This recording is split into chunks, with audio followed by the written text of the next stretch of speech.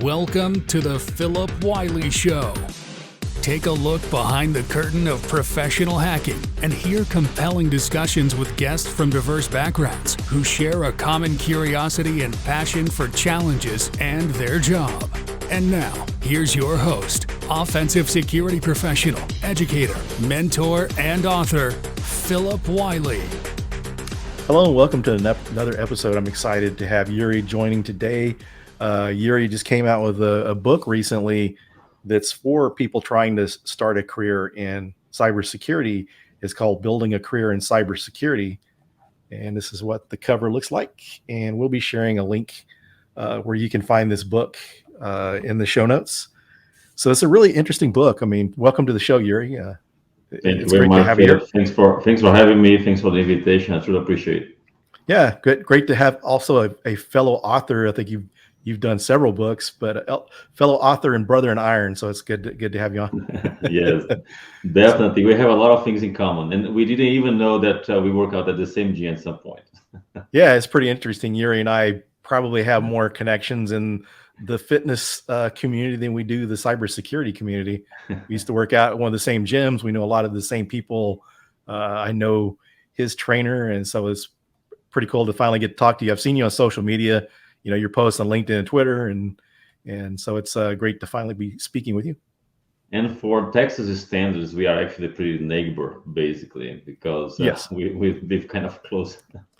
Yeah, we're fairly close. Yeah, it's very cool. So yeah, really looking forward to speaking about your book today. Thanks for the copy of it, and I think it's a really good book. It covers a lot of stuff that needs to be covered that gets left out of some of these books. Some books only have information on certifications, maybe some different learning paths and stuff, but they really don't get into some of the content like you included here that's really missing. Because I do a lot of mentoring myself, and I used to teach at Dallas College, teach pen testing, so I come in contact with a lot of people trying to break into the industry, and some of these things that are commonly overlooked that you cover in your book. Yeah, the whole idea was really to create this roadmap for people to migrate from different fields to cyber. That's why there are parts of the book right in the beginning that we talk about self-assessment, because you don't have to reset and ignore everything that you learn. There is actually sections in the book called 101 with Auto that I have some anecdotal scenarios that happened to me of people that I've seen join the cybersecurity coming from a whole different field, like a database or analytics, and they do really well because they know how to leverage the knowledge that they had before into cybersecurity. So you have to really think through your strengths and how can you use those strengths to easily do this migration. Very cool. And before we get too far into the conversation, just for those listeners that may not be familiar with you, if you wouldn't mind, kind of sharing your background, kind of how you got started and what you're doing today. Yeah. Well, I'm originally from Brazil. I moved to US in 2003 to work as a vendor at Microsoft. So I was there for 6-7 months, and then I moved to Round Rock to work at Dell Computers in the network team there. And then I moved back to Dallas in 2006 to work at Microsoft. And I officially started working with cyber back in 2005. I was still at Dell. It was when I first got my first certification, Security Plus CompTIA. I was doing some support for ISO Server 2000 at Dell, and then when I moved to Microsoft, I joined the CSS Security, which is the support for security, and we were supporting the firewall line of Microsoft at that time, which was ISO Server 2006, and then right after that, they evolved to TMG, the Threat Management Gateway. So I was on the enterprise support for that product, and it was exactly during that time that I published my first book in US, the Forefront Threat Management Gateway, Administrative Companion for Microsoft Press. And then I've been writing books for Microsoft Press, Packard, Pearson since then. As of now, I have 31 books published total. Wow. including this latest one. And at Microsoft, I evolved from the support, went to the engineering to work with Windows security, and then went to start working with in product management for our cloud secure solution that was released in 2015 called Azure Security Center, which now is called Defender for Cloud. So I'm people manager. I manage a team of PMs that are responsible for the Defender for Cloud product engagement with customers. So it was easy migration, I would say, from individual contributor to people manager, because I was already doing tech lead type of job. So it was a really good migration. Now, aside from that, I also teach at EC Council University at the cybersecurity program that they have, and that's been going on since 2015. Because I got my master in cybersecurity at Yuri College. I finished in 2014, and then in 15 I started teaching at EC Council. And right now I'm working on my PhD on cybersecurity leadership for Capital Technology University. Very cool. Yeah, an interesting background. I started out as a sysadmin, so hearing some of the Microsoft technologies, I forgot all about the Microsoft firewall, because I remember doing some side work that I was setting up one of those Microsoft firewalls back in the day. I used to be MCSE certified on NT40 and in 2000. That's nice. Yeah, Nice. Yeah. yeah. Old days. Actually got my start in Novell, but just after seeing the writing on the wall, I started moving more towards Microsoft. I started Novell too in 1996, I think. 1996, I think it was. It was Novell. And then Windows 3.11 actually was my first experience with Windows Network. It was Windows 3.0, Windows for Workgroups, if you remember, right? Yep. Yeah. So. Yep, because I remember Windows 3.11, then Windows 3. Or NT Server 3.51, and then NT Server 4.0.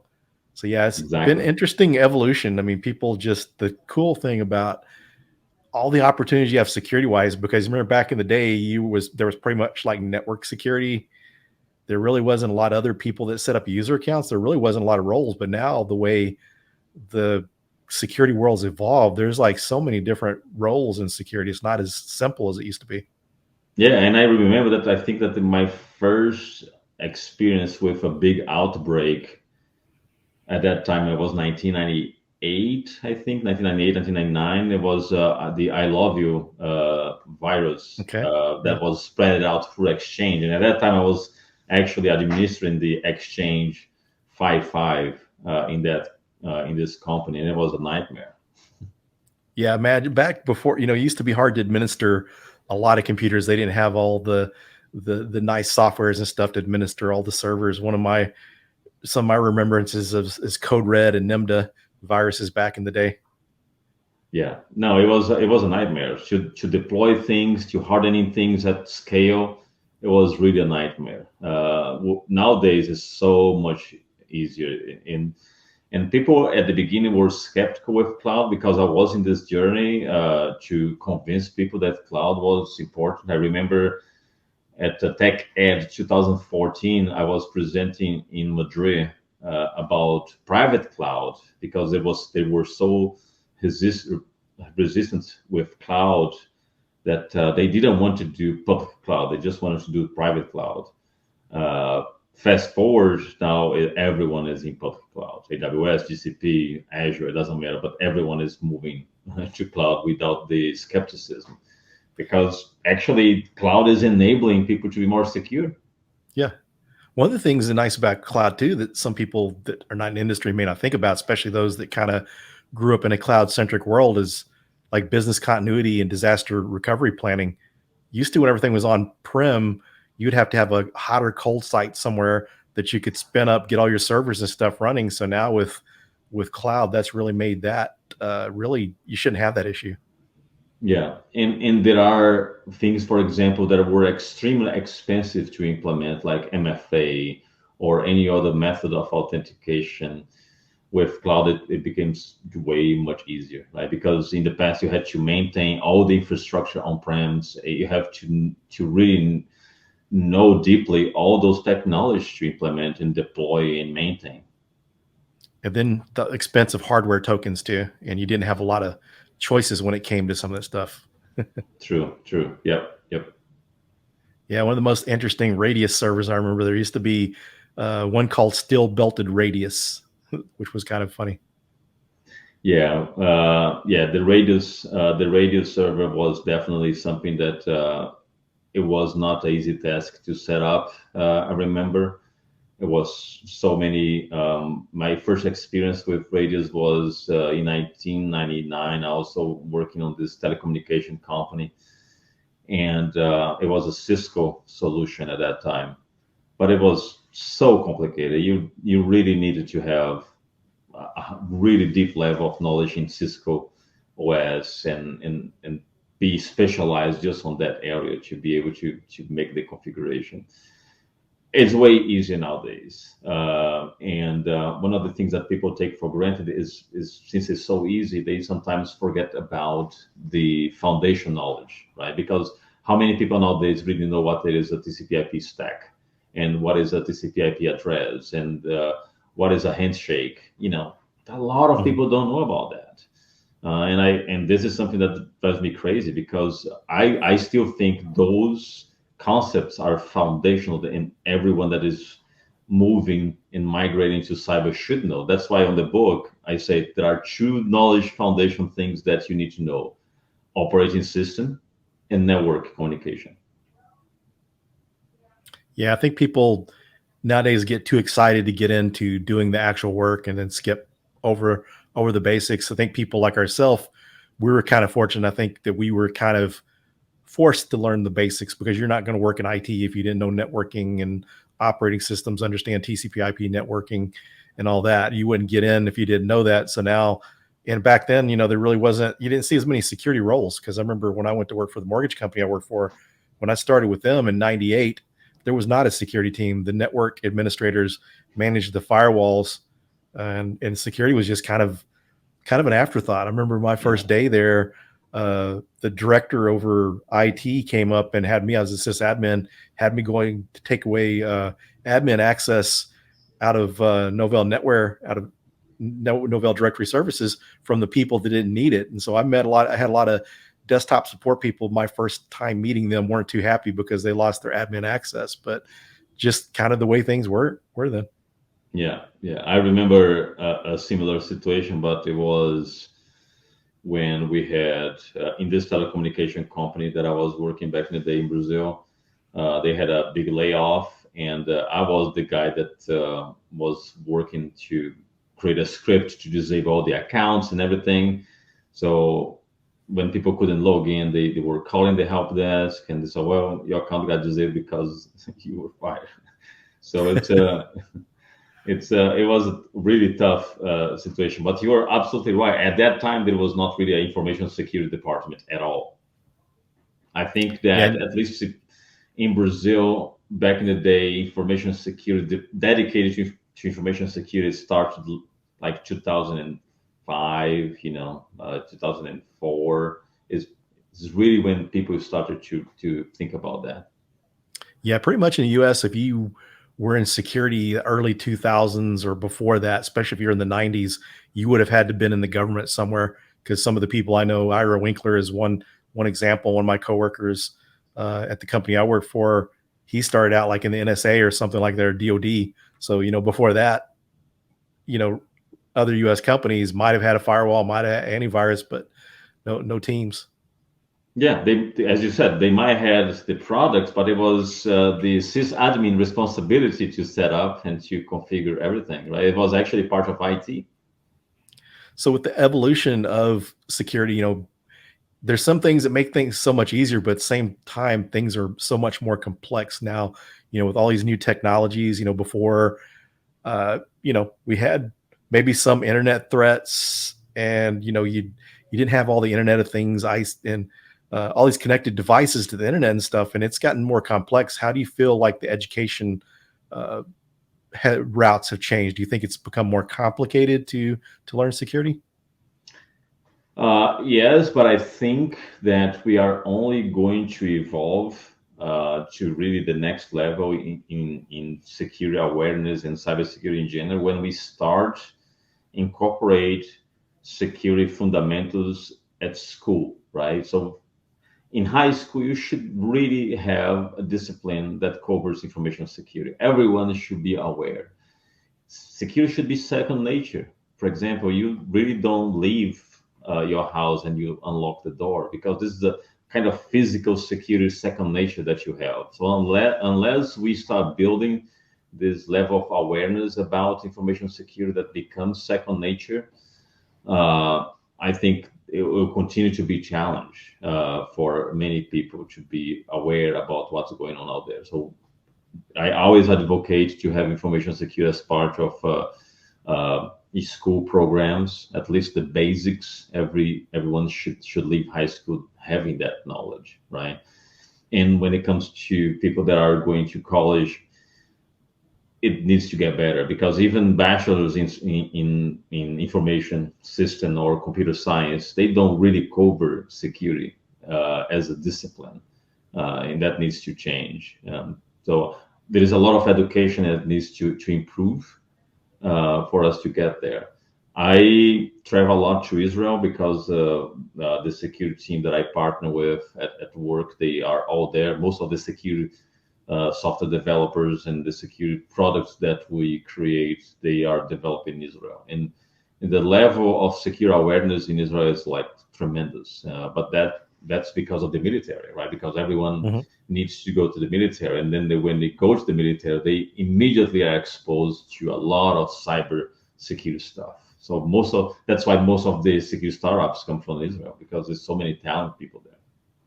Yeah, actually, my previous employer and current employer are Israeli companies, and it's a good advantage they have there as far as if they're wanting to get into cybersecurity. Because you think in the U.S., when someone goes through college, some of the stuff they get, is it going to be current enough to be helpful? And when you figure people are doing cyber warfare, you have to be right all the time because people's lives are at stake. So getting that hands-on training right away, not only just the education piece, that they're actually doing this day to day, and it's not just theory in some labs, it's just all hands-on. Yeah. And that's another point that I try to portray in the book. I make some suggestions as far as creating labs and doing some hands-on activities because there is a lot of free resources that you can use, trial resources that you can use to ramp up and to gain knowledge. Because what I also hear from people is that, well, there is a lot of cybersecurity jobs, but most of the jobs require experience. How can I gain that experience without really working in cyber, right? So you really need to start expanding your network, start to look inside of your organization. There is an information security team potentially, and they are always looking for help. So volunteer some of your time to help, volunteer some of your time to learn and participate on projects, V-team, volunteer for the community. So that nowadays, I think there's a lot of opportunities for you to gain that experience. Yeah, I agree. Used to before some of the even learning opportunities or just getting the chance. I know some companies I've worked for, people that worked in the company would ask to get to shadow the IT, the security folks, go over there, work with them for a little bit of time, maybe after their normal job, go over there and work after hours with them to try to learn and get the experience. Yeah. Now, as you said, after hours, which means that you need to be willing to stretch yourself a little bit and go the extra mile to do that, and be conscious that your manager may say, well, has nothing to do with your job, is your own investment, don't expect kudos from me. It could happen, right? But is your investment on yourself. So you are doing this because you are looking for a better future, for a better job. So it's okay if the recognition doesn't come immediately after that, because this is a problem I see nowadays too, is that a lot of folks nowadays, they want that immediate recognition. And I say that this is a side effect of social media, right? Because in social media, many times you post something immediately, you have the recognition with the likes and the comments. Well, in the job, your career, it will not be that way for the most part. Yeah, it's almost, when you kind of think about it, it's like working out. You're not going to be Mr. Universe or Mr. Olympia when you just pick up a a barbell. It's going to take time and effort, and anything worth it, that work and investment eventually pays off. Yeah, perfect example. Exactly. You will not develop muscle overnight. And it Yeah. doesn't matter if you try to lift heavy, you're just gonna get injury because it's not gonna develop overnight. So it's the consistency, and you know that because you train and you compete many times, is the consistency over time that really conquers things. Yeah, that's a good point. And there's so many parallels between physical performance, mentally and physically, because you look at some people that are really gifted and look at bodybuilding or something. Some people may not be the most genetically gifted, but the ones that are putting in all the work, working hard, it pays off. Some cases, the genetically gifted never hit their true potential because things come so easy. And this is the same thing with learning. Maybe it doesn't come really easy for you, but the person that puts in the consistent time and effort over the years is going to be good, because hard work, a lot of cases, beats out just raw intelligence. Yeah, and this is perfect. I have my a podcast called Overcome, where I interview a lot of athletes, Olympic athletes from US, from outside of US, and coaches too. And most of the coaches that I interview in the past, they say to me the same thing. Yuri, I rather have a hard worker than a talent athlete, because he said the talent athlete, he will not dedicate to train and to go that extra mile because he thinks he can do it without training. While the hard worker, he understands his physical limitations, but he's always pushing. He's always trying to do better. And to me, that is a winner. And I agree. It's really about that. It's really working hard and consistency. Very true. So yeah, one of the things I really like about the book too is some of the things you include in there, like some of the soft skills. And I've seen like a section career wise talking about moving laterally or moving up. And so there's a lot of great information. There's other books out in the market that have had information on the certifications and different things, but I think you kind of go in depth or a little further on some of those topics and other books. One of the things I also like too is the depth you went into on the labs, more than just like even on my book, the Pen Tester Blueprint. I didn't go in great details on the lab piece, but you went into some really good detail there and on the different certifications. Thanks, you appreciate that. I really wanted to call out the soft skills because I've been hiring for a long time now, and I'll tell you this: many times is not the best technical person that gets the job, because soft skills is important. If you think about nowadays, is how about you collaborate with others, how you empower others to do better, how you become someone that other people feel inspired to do the work. And if you don't have the soft skills to manage those things and to interact with people and to do those things, it becomes very hard. It's easier to teach someone technically how to do something because there is training available. We can ramp up someone. But soft skills, there is a lot of the personality, right? So if you do not sharpen your soft skills and you improve and you just focus on technical skills, you may not only get into the field, but if you are already there, you may not evolve to the next level. That's important too, because sometimes people are already in the field and they rely too much on the technical aspect. Now, keep in mind, as you continue to grow, mainly on big techs, and you continue to go up, the soft skills becomes more and more important, and your technicality not so much, because everyone is good technically. So what's going to differentiate one from the other, right? Those are some very good points too. And if you can send clear emails on the topic, the more information you can give someone, the less questions they're going to have, because when you just feed someone, respond back with just a one-liner or something, you don't give enough context, it makes it more difficult. So as you mentioned, just those soft skills, the writing, the communication skills is super helpful, because the managers and the board and upper management, they're going to want people that they can communicate with, get the information easier. They don't want to have to be like trying to get blood out of a turnip to try to get the information that they need. Yeah. And nowadays you have this massive amount of people working from everywhere. So you are going to be interacting with people from different cultures. So you have to be aware about how you speak to someone in such a way that that person perceives that you are trying to help, because you don't have the body language in an email. So your words really means a lot. Right? Your words can come across maybe offensive or rude. So you need to be mindful about all those things, and understand that you are dealing for the most part with international teams. So the message needs to be very well crafted, so that people can digest and understand, bring clarity instead of confusion.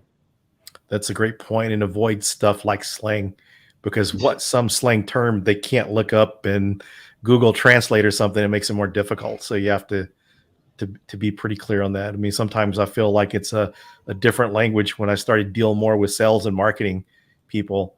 Some of the terms they use there, you hear them use SQL sometimes, but it's not for SQL. It's for sales qualified leads. So it kind of gets Oh wow, confusing. So that's new. I didn't know yeah, that. yeah, it's kind of crazy to see some stuff, because I've been dealing a lot more with marketing and salespeople over the past couple of years. But you see SQL, to anyone in IT or security, you're going to think SQL. Yeah. You can think of SQL database, but it's sales qualified leads. So it's so like when you're dealing with people that are non IT or security, then some of those things you may need to spell out a little bit more and not And just expect them the to. other thing too is that for many years the security folks, they felt very empowered to always blame the user, and even the IT, right? I mean, if you Yeah. were an IT administration back in the day, we always blame the user for things, right? And nowadays, I don't think that we can really do that, because by always blaming the user for everything that's wrong that happens, we are kind of excusing ourselves to do better. So, for example, if you say, "Well, I have all the software, is everything updated?" but the user click on that phishing email and now he's compromised. Well, do a better job in secure awareness training. Use that as an opportunity to do better, right? It's that's something that I always say. Well, use those moments to, instead of finding someone to blame, see how I can do better. Yeah, I think it's going to make your role as even help desk, desktop support, or security, if you're empathetic and you try to Exactly. help them provide good customer service, it's going to be a better experience for you, because if the person on the other end of the phone thinks you're going to get mad or yell at them or be impatient, they may have done something they shouldn't have done. Maybe they clicked on an email they shouldn't have clicked on. They may not be honest about what they did because they're worried about the repercussions or your reaction.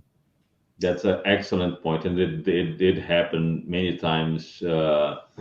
Um, Working with customers, you had to continue to insist that what did you change? No, I didn't change anything. No, but you changed something. You can be honest, Mhm. right? So they come up and say, "Well, I just did that. Well, that was enough." But to understand the root cause, as you said, you need to be empathetic, and you need to create this partnership rather than make people afraid of talking to you.